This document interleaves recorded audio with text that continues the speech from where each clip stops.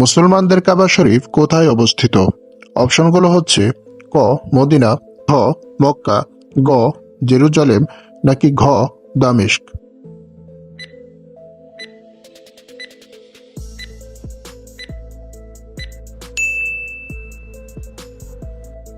কোন শহরে হযরত মুহাম্মদ সাল্লাল্লাহু আলাইহি ওয়াসাল্লাম প্রথম হিজরত করেছিলেন?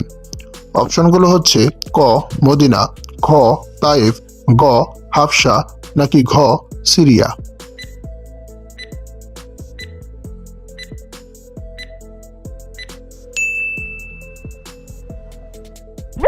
কাবা ঘর প্রতি বছর কতবার হজের জন্য ব্যবহার করা হয়? অপশনগুলো হচ্ছে ক একবার, খ দুইবার, গ তিনবার নাকি ঘ চারবার।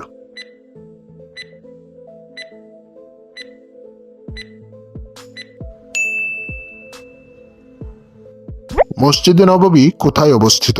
অপশনগুলো হচ্ছে ক মক্কা, খ মদিনা, গ তায়েফ নাকি ঘ রিয়াদ।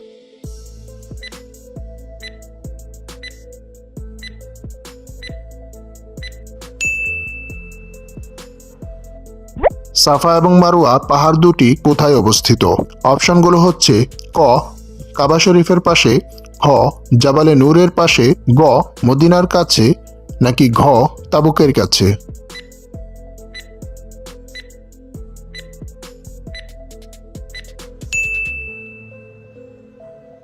কাবা ঘর প্রথম কে নির্মাণ করেন?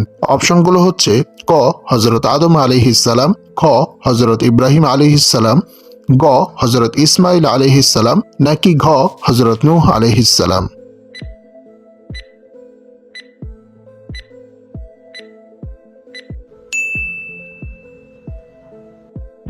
ইসলামের প্রথম কেবলা কোনটি ছিল?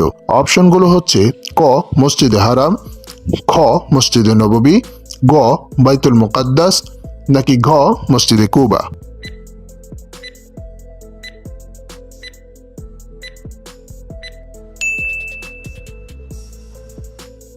মদিনায় প্রথম নির্মিত মসজিদের নাম কি? অপশনগুলো হচ্ছে ক মসজিদে নববী, খ মসজিদে কুবা, গ মসজিদে হারাম নাকি ঘ মসজিদে আকসা।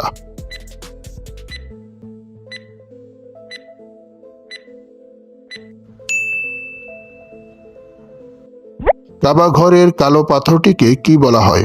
অপশনগুলো হচ্ছে ক জমজম, খ হিজর ইসমাইল, গ হাজর আসওয়াদ নাকি ঘ রুকুন।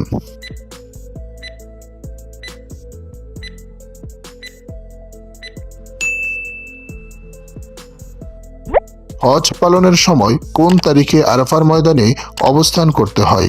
অপশনগুলো হচ্ছে ক ৮ জিলহজ, খ ৯ জিলহজ, গ ১০ জিলহজ নাকি ঘ ১১ জিলহজ।